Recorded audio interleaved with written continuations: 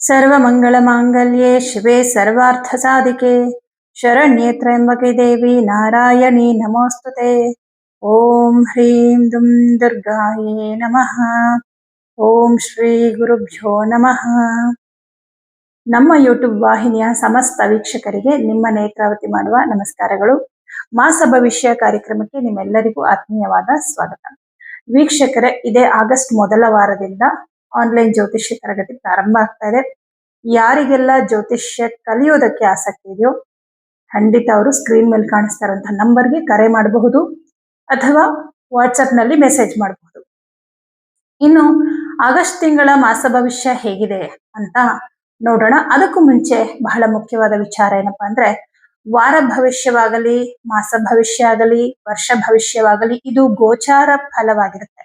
ಅಂದ್ರೆ ಚಂದ್ರನ ಆಧಾರದ ಮೇಲೆ ಇತರ ಗ್ರಹಗಳು ಹೇಗೆ ಯಾವ ಯಾವ ರಾಶಿಗೆ ಸಂಚಾರವನ್ನ ಮಾಡ್ತಾರೆ ಅದರ ಆಧಾರದ ಮೇಲೆ ಈ ಒಂದು ಗೋಚಾರ ಫಲವನ್ನ ನಿರ್ಣಯ ಮಾಡಲಾಗುತ್ತೆ. ಆದ್ರೆ ಇದೇ ಅಂತಿಮ ಅಲ್ಲ. ಯಾಕಂದ್ರೆ ಇವಾಗ ಗೋಚಾರ ಫಲ ಚೆನ್ನಾಗಿಲ್ಲ ಅಂದ ಕೂಡ್ಲೆ ನಮ್ಗೆ ತೊಂದರೆ ಆಗ್ಬಿಡುತ್ತೆ ಅಂತ ಕೆಲವರು ಅನ್ಕೊಳ್ತಾರೆ. ಇನ್ ಕೆಲವರು ಗೋಚಾರ ಫಲ ತುಂಬಾ ಚೆನ್ನಾಗಿದೆ ಅಂದ್ರೆ ನಾವ್ ಮುಟ್ಟಿದ್ದೆಲ್ಲ ಚಿನ್ನ ಅಂತ ಕೂಡ ಅನ್ಕೋತಾರೆ. ಆದ್ರೆ ಇಲ್ಲಿ ಬಹಳ ಮುಖ್ಯವಾಗಿ ಗಮನಿಸಬೇಕಾಗಿರೋದು, ಜಾತಕದಲ್ಲಿ ನಿಮಗೆ ನಡೀತಾ ಇರುವಂತಹ ದಶ ಭುಕ್ತಿ, ಅವರು ಯಾವ ಅಧಿಪತಿಗಳು ಅನ್ನೋದ್ರ ಮೇಲೆ ಇದು ಫಲವನ್ನ ಸಂಪೂರ್ಣವಾಗಿ ನಿರ್ಣಯ ಮಾಡ್ಬೇಕಾಗತ್ತೆ. ಅಂದ್ರೆ ಗೋಚಾರ ಫಲ ನಿಮ್ಗೆ ಫಲಿಸೋದೇ ಇಲ್ಲ ಅಂತಲ್ಲ, ಗೋಚಾರ ಫಲ ನಿಮ್ಗೆ ಎಷ್ಟು ಪರ್ಸೆಂಟ್ ರಿಸಲ್ಟ್ ಅನ್ನ ಕೊಡುತ್ತೋ ಅಷ್ಟೇ ಪರ್ಸೆಂಟ್ ರಿಸಲ್ಟ್ ಅನ್ನ ನಿಮ್ಮ ದಶಾ ಭುಕ್ತಿ ಮತ್ತು ನಿಮ್ಮ ಜಾತಕ ರಿಸಲ್ಟ್ ಕೊಡುತ್ತೆ. ಹಾಗಾಗಿ ಕೆಲವೊಂದು ಸಂದರ್ಭಗಳಲ್ಲಿ ಏನಾಗುತ್ತೆ, ಗೋಚಾರ ಫಲದಲ್ಲಿ ಶುಭ ಫಲ ಇದ್ರೂ ಕೂಡ ನಿಮ್ಗೆ ಯಾವುದೇ ರೀತಿಯ ಶುಭ ಫಲ ಆಗ್ತಾ ಇಲ್ಲ ಅಂತ ಬಂದಾಗ ನಿಮ್ಮ ಜನ್ಮ ಜಾತಕವನ್ನ ಒಮ್ಮೆ ಪರಿಶೀಲನೆ ಮಾಡಿಸ್ಕೊಳ್ಳಿ. ಯಾಕಂದ್ರೆ ನಿಮ್ಗೆ ಯಾವ ಗ್ರಹದ ದಶೆ ನಡೀತಾ ಇದೆ, ಯಾವ ಗ್ರಹದ ಭುಕ್ತಿ ನಡೀತಾ ಇದೆ ಅದ್ರ ಮೇಲೂ ಕೂಡ ನೋಡಿ. ಕೆಲವೊಂದು ಸಂದರ್ಭದಲ್ಲಿ ದುಸ್ಥಾನಾಧಿಪತಿಗಳ ದಶೆ, ಬಾಧಕಾಧಿಪತಿಗಳ ಭುಕ್ತಿ ನಡೆಯುವಂತಹ ಸಂದರ್ಭದಲ್ಲಿ ಗುರುಬಲ ಇದ್ರೂ ಕೂಡ, ಗೋಚಾರ ಫಲ ಚೆನ್ನಾಗಿದ್ರು ಕೂಡ ಶುಭ ಫಲಗಳು ಸಿಗೋದಿಲ್ಲ. ಆಗ ಪರ್ಟಿಕ್ಯುಲರ್ ಆಗಿ ಆ ಗ್ರಹಗಳಿಗೆ ಪರಿಹಾರವನ್ನ ಮಾಡ್ಬೇಕಾಗತ್ತೆ. ಹಾಗಾಗಿ ಆ ರೀತಿ ಏನಾದ್ರೂ ಫಲಗಳಲ್ಲಿ ವ್ಯತ್ಯಾಸಗಳು ಕಂಡು ಬರ್ತಾ ಇದೆ ಅಂದ್ರೆ ನೀವು ಖಂಡಿತ ನಿಮ್ಮ ಡೇಟ್ ಆಫ್ ಬರ್ತ್ ಟೈಮ್ ಅನ್ನ ವಾಟ್ಸಪ್ ಮೂಲಕ ಕಳಿಸಿ ಕರೆ ಮಾಡಿ ನಿಮ್ಮ ಜಾತಕವನ್ನ ಪರಿಶೀಲನೆ ಮಾಡಿಸ್ಕೊಳ್ಬಹುದು. ಹಾಗೆ ನೀವು ಕರೆ ಮಾಡ್ಬೇಕಾಗಿರುವಂತಹ ನಂಬರ್ ನಿಮ್ಗೆ ಸ್ಕ್ರೀನ್ ಮೇಲೆ ಕಾಣಿಸ್ತಾ ಇದೆಯಲ್ಲ, ಇದೇ ನಂಬರ್ಗೆ ನೀವು ಕರೆ ಮಾಡಿ ನಿಮ್ಮ ಜಾತಕ ಪರಿಶೀಲನೆ ಮಾಡಿಸ್ಕೋಬಹುದಾಗಿದೆ. ಇನ್ನು ಆಗಸ್ಟ್ ತಿಂಗಳ ಮಾಸ ಭವಿಷ್ಯ ಹೇಗಿದೆ ಅಂತ ನೋಡೋಣ. ಧನಸ್ಸು ರಾಶಿ. ಧನಸ್ಸು ರಾಶಿಯವರಿಗೆ ನಿಮ್ಮ ರಾಶಿಯಾಧಿಪತಿ ಗುರುಗ್ರಹ ಆಲ್ರೆಡಿ ಈಗ ಅಷ್ಟಮದಲ್ಲಿರೋದ್ರಿಂದ ಗುರುಬಲ ಇಲ್ಲ. ತುಂಬಾ ದುಡ್ಡು ಖರ್ಚಾಗ್ತಾ ಇದೆ. ಎಷ್ಟು ದುಡಿದ್ರೂ ಹಣ ಉಳಿತಾಯ ಆಗ್ತಾ ಇಲ್ಲ. ಬರ್ಬೇಕಾಗಿರೋ ದುಡ್ಡು ಬರ್ತಾ ಇಲ್ಲ. ವ್ಯಾಪಾರದಲ್ಲಿ ಕೆಲವರಿಗೆ ಸ್ವಲ್ಪ ಲಾಭ ಕಮ್ಮಿ ಆಗಿದೆ. ಇದೆಲ್ಲ ನಿಮ್ಗೆ ಈಗ ಆಲ್ರೆಡಿ ಗೊತ್ತಿರೋ ವಿಚಾರನೆ. ಬಟ್ ಈ ತಿಂಗಳ ವಿಶೇಷ ಏನಪ್ಪಾ ಅಂತಂದ್ರೆ, ಕೆಲವು ಸಮಸ್ಯೆಗಳು ಬರುತ್ತೆ. ಏನಂದ್ರೆ ನೋಡಿ, ಇವಾಗ ಅಷ್ಟಮದಲ್ಲಿ ಗುರು ಮಾತ್ರ ಇಲ್ಲ, ಗುರುವಿನ ಜೊತೆ ಬುಧನೂ ಇರ್ತಾನೆ. ಅಷ್ಟಮದಲ್ಲಿ ಬುಧ ಇದ್ದಾನೆ ಅಂದ್ರೆ ದಶಮಾಧಿಪತಿ. ದಶಮ ಅಂದ್ರೆ ಕರ್ಮ, ಕೆಲಸ. ನಿಮ್ಮ ಕೆಲಸಕ್ಕೆ ಏನಾದರೂ ತೊಂದರೆಗಳು ಬರುವ ಸಾಧ್ಯತೆಗಳಿದೆ. ಈಗಾಗ್ಲೇ ಕೆಲಸದಲ್ಲಿ ಸಮಸ್ಯೆ ಇದೆ ಅಂದ್ರೆ ಆ ಸಮಸ್ಯೆ ಇನ್ನೂ ಜಾಸ್ತಿ ಆಗುವ ಸಾಧ್ಯತೆಗಳಿದೆ. ಕೆಲಸ ಹೋಗೋ ಸಾಧ್ಯತೆಗಳಿದೆ ಅನ್ನೋ ಭಯದಲ್ಲಿದ್ರೆ ಕೆಲಸ ಹೋಗ್ಬಹುದು. ಪ್ರಾಜೆಕ್ಟ್ ಮುಗಿತಾ ಇದೆ, ನೆಕ್ಸ್ಟ್ ಪ್ರಾಜೆಕ್ಟ್ ಇಲ್ಲ, ಈ ತರದ್ದೆಲ್ಲ ಉದ್ಯೋಗದಲ್ಲಿ ತೊಂದರೆಗಳು. ಕೆಲವರಿಗೆ ಕೆಲಸ ಹೋಗ್ಬೋದು ಅಥವಾ ಕೆಲಸದಲ್ಲಿ ಕಿರಿಕಿರಿ ಜಾಸ್ತಿ ಆಗ್ಬೋದು, ಸಮಸ್ಯೆ ಹೆಚ್ಚಾಗಬಹುದು. ಒಟ್ನಲ್ಲಿ ಉದ್ಯೋಗದಲ್ಲಿ ಏನಾದ್ರೂ ಸಮಸ್ಯೆ. ಯಾಕಂದ್ರೆ ಇಲ್ಲಿ ರವಿ ಉದ್ಯೋಗಕ್ಕೆ ಕಾರಕ. ಈ ರವಿ ಕೂಡ ಅಷ್ಟಮದಲ್ಲೇ ಇರ್ತಾನೆ 14ನೇ ತಾರೀಕುವರೆಗೂ. 17ನೇ ತಾರೀಕಿಗೆ ರವಿ ಮಾತ್ರ ಭಾಗ್ಯಕ್ಕೆ ಬರ್ತಾನೆ. ಆದ್ರೆ ಬುಧ ಮತ್ತು ಗುರುಗ್ರಹ ಅಷ್ಟಮದಲ್ಲೇ ಇರ್ತಾರೆ. ದಶಮಾಧಿಪತಿಯಾದ ಬುಧ ಗ್ರಹ ಅಷ್ಟಮದಲ್ಲಿ 6ನೇ ಮನೆ ನೋಡಿ, ಈ 6ನೇ ಮನೆ ಸೇವಾ ಸ್ಥಾನ. ಅಗೇನ್ ನೀವು ಬೇರೆಯವರ ಕೈ ಕೆಳಗೆ ಕೆಲಸ ಮಾಡೋದನ್ನ 6ನೇ ಮನೆನೇ ತೋರಿಸೋದು. ಅದು ಕೂಡ ಉದ್ಯೋಗ ಸ್ಥಾನನೇ ಆಗಿರುತ್ತೆ. ಪ್ರೈವೇಟ್ ಕಂಪನಿನಲ್ಲಿ ಕೆಲಸ ಮಾಡ್ತಾ ಇದ್ದೀರಾ, ಸರ್ಕಾರಿ ಉದ್ಯೋಗದಲ್ಲಿ ಇದ್ದೀರಾ, ಬೇರೆಯವರ ಕೈ ಕೆಳಗೆ ಕೆಲಸ ಮಾಡ್ತಿದ್ದೀರಾ ನೋಡಿ, ಅದರಲ್ಲೂ ಪ್ರೈವೇಟ್ ಕಂಪನಿಗಳಲ್ಲಿ ಕೆಲಸ ಮಾಡ್ತಾ ಇರೋರಿಗೆ ಹೆಚ್ಚು ಸಮಸ್ಯೆ. ಆ ಅಧಿಪತಿ ಶುಕ್ರ ಗ್ರಹ, 6ನೇ ಮನೆ ಅಧಿಪತಿ, ಅವನು ಕೂಡ ಈ ತಿಂಗಳಲ್ಲಿ ನೀಚ ಸ್ಥಾನದಲ್ಲಿ ಕುತ್ಕೊಂಡಿರ್ತಾನೆ. ಬಲವಿಲ್ಲ. ತುಂಬಾ ಜನಕ್ಕೆ ಧನಸ್ಸು ರಾಶಿಯವರಿಗೆ ಕೆಲಸ ಹೋಗೋ ಸಾಧ್ಯತೆ ಇದೆ, ಅಥವಾ ಕೆಲಸದಲ್ಲಿ ಕಷ್ಟಗಳು ಸಮಸ್ಯೆಗಳು ಹೆಚ್ಚಾಗುವ ಸಾಧ್ಯತೆಗಳು ಇದೆ. ಹಾಗೆ ಬೇರೆಯವರಿಂದ ಸ್ವಲ್ಪ ಅವಮಾನ ಆಗುವಂಥದ್ದು, ಟೆನ್ಷನ್, ಮನೆಯಲ್ಲಿ ತುಂಬಾ ಬೇಸರ ಆಗುವಂಥದ್ದು, ಕೆಟ್ಟ ದೃಷ್ಟಿ ನೋಡಿ, ಇದು ತುಂಬಾ ಮುಖ್ಯ. 7ನೇ ಮನೆಯಲ್ಲಿ ಮಂಗಳ ಗ್ರಹ ಕುತ್ಕೊಂಡಿದ್ದಾನೆ. ಬೇರೆಯವರ ದೃಷ್ಟಿ, ಕೆಟ್ಟ ದೃಷ್ಟಿ, ಯಾವುದೋ ಒಂದು ಮಟ್ಟದಲ್ಲಿ ಬೆಳೀತಾ ಇದ್ರಿ, ಯಾಕಂದ್ರೆ ಗುರುಬಲ ಇತ್ತು ಲಾಸ್ಟ್ ಇಯರ್ ಎಲ್ಲ, ತಕ್ಕ ಮಟ್ಟಿಗೆ ಏನೋ ಒಂಚೂರು ಒಳ್ಳೇದಾಗ್ತಾ ಇತ್ತು, ಗುರುತಿಸ್ಕೊಳ್ತಾ ಇದ್ರಿ, ವ್ಯಾಪಾರದಲ್ಲಿ ಸ್ವಲ್ಪ ಅಭಿವೃದ್ಧಿಯನ್ನ ಪಡ್ಕೊಂಡಿದ್ರಿ, ಅದೆಲ್ಲ ಒಂಥರ ಈಗ ದೃಷ್ಟಿ ರೂಪದಲ್ಲಿ ನಿಮ್ಗೆ ನೆಗೆಟಿವ್ ಎಫೆಕ್ಟ್ ಕೊಡೋಕ್ ಶುರು ಆಗುತ್ತೆ. ಹಾಗಾಗಿ ಈ ದೃಷ್ಟಿ ದೋಷಗಳಾಗೋದ್ರಿಂದ ತುಂಬಾ ಅನಾರೋಗ್ಯ ಸಮಸ್ಯೆಗಳಾಗೋದು, ಅಥವಾ ಮನಸ್ಸಿಗೆ ಏನೋ ಬೇಸರ ಆಗೋದು, ಕೆಲಸಗಳ ಕಡೆಗೆ ಗಮನ ಕೊಡಕ್ ಆಗ್ತಾ ಇಲ್ಲ, ಅಥವಾ ಮನೆಯಲ್ಲಿ ಏನು ಪೂಜೆ ಮಾಡಕ್ ಆಗ್ತಲ್ಲ, ಈ ತರದ್ದೆಲ್ಲ ಕೆಲವರಿಗಾಗತ್ತೆ, ಎಲ್ರಿಗೂ ಅಂತ ನಾನು ಹೇಳಲ್ಲ. ಯಾಕಂದ್ರೆ ಯಾರಿಗೆ ಜಾತಕದಲ್ಲಿ ಪ್ರಸ್ತುತ ದಶಾಭುಕ್ತಿ ಚೆನ್ನಾಗಿರುತ್ತೋ ಅವರು ಈ ಸಮಸ್ಯೆಗಳಿಂದ ಬಚಾವಾಗ್ತೀರ. ಆದ್ರೆ ಪ್ರಸ್ತುತ ದಶಾಭುಕ್ತಿ ಕೂಡ ಚೆನ್ನಾಗಿಲ್ಲ ಅಂದಾಗ ಈ ಗೋಚಾರದ ಅಶುಭ ಫಲ ಖಂಡಿತವಾಗ್ಲೂ ನೀವು ಪಡಿಲೇಬೇಕಾಗತ್ತೆ. ಹಾಗೆ ತುಂಬಾ ಪ್ರೀತಿ ಪಾತ್ರರಿಂದ ಬೇಸರಗಳಾಗತ್ತೆ. ನೀವು ಯಾರನ್ನ ತುಂಬಾ ಹಚ್ಕೊಳ್ತೀರಾ, ಯಾರಿಗೋಸ್ಕರ ಎಷ್ಟೆಲ್ಲ ತ್ಯಾಗ ಎಲ್ಲ ಮಾಡ್ತಿರ್ತೀರ ಅನ್ಕೊಳ್ಳಿ, ಅವರೇ ನಿಮ್ಗೆ ಹರ್ಟ್ ಆಗೋ ಹಾಗೆ ಮಾತಾಡ್ತಾರೆ. ಆ ಮಾತಿಂದ ತುಂಬಾ ಬೇಜಾರಾಗತ್ತೆ, ಒಂಟಿತನ ಜಾಸ್ತಿ ಕಾಡುತ್ತೆ, ಭಯ ಕೂಡ ಆಗ್ತಾ ಇರುತ್ತೆ ಭವಿಷ್ಯದ ಬಗ್ಗೆ. ಇದೆಲ್ಲದರ ಮಧ್ಯದಲ್ಲಿ ನಿಮ್ಮನ್ನ ಕಾಪಾಡೋನು ಯಾರಪ್ಪ ಅಂದ್ರೆ ಅಗೇನ್ ಗುರುನೇ. ಯಾಕೆಂದ್ರೆ ಗುರು ನಿಮ್ಮ ರಾಶ್ಯಾಧಿಪತಿ, ಚತುರ್ಥಾಧಿಪತಿ. ರಾಶಿ ಅಂದ್ರೆ ನಿಮ್ಮ ಆತ್ಮಗೌರವ, ಸ್ವಾಭಿಮಾನ, ನಿಮ್ಮ ದೇಹಾರೋಗ್ಯ, ಮನಸ್ಸಿನ ಆರೋಗ್ಯ. ಆದ್ರೆ ಚತುರ್ಥ ಭಾವ ನಿಮ್ಮ ಮನಸ್ಸಿನ ಶಾಂತಿ, ನಿಮ್ಮ ಮನೆಯ ವಾತಾವರಣ, ಗೃಹ ಸೌಖ್ಯ ಅಂತ ಹೇಳ್ಬೋದು. ಈ ಎರಡು ಅಧಿಪತಿಯಾಗಿ ಗುರು ಉಚ್ಚ ಕ್ಷೇತ್ರದಲ್ಲಿದ್ದಾನೆ, ಆದ್ರೆ ಅಷ್ಟಮದಲ್ಲಿದ್ದಾನೆ. ಅಂದ್ರೆ ಅವನು ನಿಮ್ಗೆ ಶುಭ ಫಲವನ್ನ ಕೊಡ್ಬೇಕು ಅಂದ್ರೆ ಗುರುವಿಗೆ ಪರಿಹಾರವನ್ನ ಮಾಡ್ಕೋಬೇಕಾಗತ್ತೆ.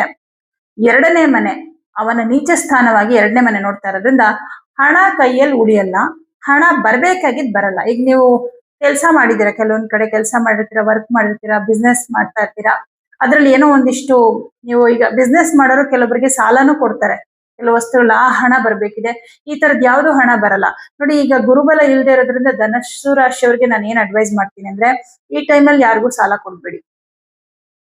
ಆಮೇಲೆ ಬಿಸ್ನೆಸ್ಗೆ ಜಾಸ್ತಿ ಹಣ ಇನ್ವೆಸ್ಟ್ ಮಾಡಕ್ ಹೋಗ್ಬೇಡಿ. ಇವೆರಡು ವಿಷಯದಲ್ಲಿ ತುಂಬಾ ಹುಷಾರಾಗಿರಿ. ಹಣ ನಿಮ್ಮಿತ್ರ ಹೋಯ್ತು, ನಿಮ್ಮಿಂದ ಹೋಯ್ತು ಅಂದ್ರೆ ವಾಪಸ್ ಬರಲ್ಲ. ಆದ್ರೆ ಪ್ರಾಪರ್ಟಿಗೆ ಇನ್ವೆಸ್ಟ್ ಮಾಡ್ಬೋದು ನೀವು, ಯಾಕಂದ್ರೆ ಶುಭ ಸ್ಥಾನ ಗುರು ಇರುವ ಮನೆಯಿಂದ ಭಾಗ್ಯ ಸ್ಥಾನ ನಿಮ್ಮ ರಾಶಿಗೆ 4ನೇ ಮನೆ ಆಗಿರೋದ್ರಿಂದ ನೀವು ಪ್ರಾಪರ್ಟಿಗೆ ಇನ್ವೆಸ್ಟ್ ಮಾಡಿದ್ರೆ ಸ್ಥಿರವಾಗಿ ನೆಲೆಸುತ್ತೆ, ಅದು ಸ್ಥಿರವಾಗಿ ಉಳಿಯುತ್ತೆ. ಕಾರಣ ನಿಮ್ಗೆ ಧನಾಧಿಪತಿ ಶನಿಗ್ರಹ ಚತುರ್ಥ ಭಾವದಲ್ಲಿದ್ದಾನೆ. ಇದೊಂದು ವಿಷಯದಲ್ಲಿ ಶುಭ. ಆದ್ರೆ ಉದ್ಯೋಗದ ವಿಷಯದಲ್ಲಿ ಕಷ್ಟಗಳು, ಸಮಸ್ಯೆಗಳು ಇರುತ್ತೆ. ಕೆಲವರಿಂದ ತುಂಬಾ ಬೇಸರ, ಅವಮಾನಗಳು ಇದೆಲ್ಲ ಸಹಜವಾಗಿರುತ್ತೆ. ಕುಟುಂಬದಲ್ಲಿ ಮನಸ್ತಾಪಗಳು ಇದೆಲ್ಲವೂ ಇರುತ್ತೆ. ಅದಕ್ಕೆ ಪರಿಹಾರವನ್ನ ಮಾಡ್ಕೊಳ್ಳಿ. ಭಾಗ್ಯಾಧಿಪತಿ ರವಿಗ್ರಹ ಅಷ್ಟಮದಲ್ಲಿರೋದ್ರಿಂದ ನಿಮ್ಗೆ 14ನೇ ತಾರೀಕುವರೆಗೂ ಸ್ವಲ್ಪ ನಿಮ್ಮ ತಂದೆಯ ಆರೋಗ್ಯದ ಕಡೆ ಏನೋ ಗಮನ ಕೊಡ್ಬೇಕಾಗತ್ತೆ. ಅವರ ಆರೋಗ್ಯದಲ್ಲಿ ಏನೋ ಸಮಸ್ಯೆಗಳಾಗಬಹುದು, ಇಲ್ಲ ತಂದೆ ವಿಷಯದಲ್ಲಿ ತಂದೆ ಜೊತೆ ಏನೋ ಮನಸ್ತಾಪಗಳಾಗಬಹುದು. ಮತ್ತೆ ಪಿತ್ರಾರ್ಜಿತ ಆಸ್ತಿಯ ವಿಚಾರದಲ್ಲಿ ಏನಾದ್ರೂ ಸಮಸ್ಯೆಗಳಿದೆ ಅಂದ್ರೆ ಆ ಸಮಸ್ಯೆಗಳು ಇನ್ನಷ್ಟು ಜಾಸ್ತಿ ಆಗ್ಬೋದು. ಅಯ್ಯೋ ಇದು ಬಗೆಹರಿಯೋದೇ ಇಲ್ಲ ಅನ್ಸುತ್ತೆ, ಇದು ಹೀಗೆ ಅನ್ಸುತ್ತೆ, ಹಂಗೆಲ್ಲ ಅನ್ಸುತ್ತೆ. ಬಟ್ ಏನ್ ತೊಂದರೆ ಇಲ್ಲ, ಬಗೆಹರಿಯುತ್ತೆ ಮುಂದಿನ ದಿನಗಳಲ್ಲಿ. ಸ್ವಂತ ಉದ್ಯೋಗವನ್ನ ಮಾಡುವಂತವ್ರಿಗೆ ತುಂಬಾ ಸಾಧಾರಣ ಫಲ, ನಿಮ್ಗೆ ಖರ್ಚಿಗೆ ಎಷ್ಟು ಬೇಕೋ ಅಷ್ಟು ಮಾತ್ರ ಸಿಗುತ್ತೆ ಅನ್ನೋ ತರ ಇರುತ್ತೆ.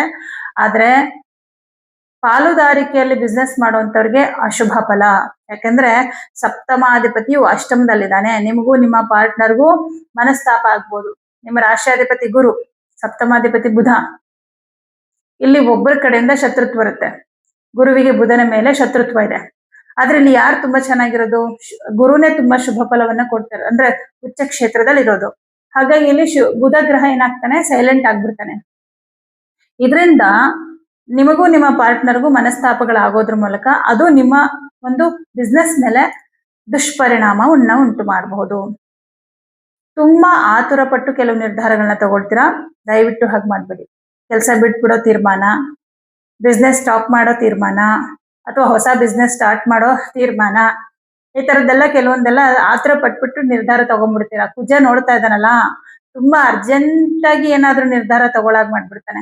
ಇನ್ನು ಕೆಲವರು ಕುಟುಂಬದ ವಿಷಯದಲ್ಲೇ ಆತರ ಪಟ್ಟು ತೀರ್ಮಾನ ತಗೊಳ್ತಾರೆ. ಯಾಕಂದ್ರೆ ಸಪ್ತಮ ಅನ್ನೋದು ಕಳತ್ರ ಸ್ಥಾನ ಕೂಡ ಹೌದು, ಅಲ್ಲಿ ಕುಜ ಇರೋದ್ರಿಂದ ಈಗಾಗ್ಲೇ ವೈವಾಹಿಕ ಜೀವನದಲ್ಲಿ ಪ್ರಾಬ್ಲಮ್ ಇರೋರಿಗೆ ಇದು ಅನ್ವಯ ಆಗುತ್ತೆ, ಎಲ್ಲರಿಗೂ ಅಲ್ಲ. ಈಗಾಗ್ಲೇ ವೈವಾಹಿಕ ಜೀವನದಲ್ಲಿ ಜಗಳ ಇದೆ, ಮನಸ್ತಾಪಗಳಿದೆ, ಸರಿ ಮಾಡ್ಕೊಳ್ಳೋಣ ಅನ್ನೋ ಪ್ರಯತ್ನದಲ್ಲಿ ಇರ್ತೀರಾ. ಬಟ್ ಈ ತಿಂಗಳಲ್ಲಿ ಜಗಳ, ಮನಸ್ತಾಪ ಇನ್ನೂ ಜಾಸ್ತಿ ಆಗೋ ಸಾಧ್ಯತೆ ಇದೆ. ಕುಜ ನೋಡ್ತಾ ಇದ್ದಾನಲ್ವಾ, ನಿಮ್ಗೂ ಕೋಪ ಬರುತ್ತೆ, ಟೆನ್ಷನ್ ಆಗುತ್ತೆ.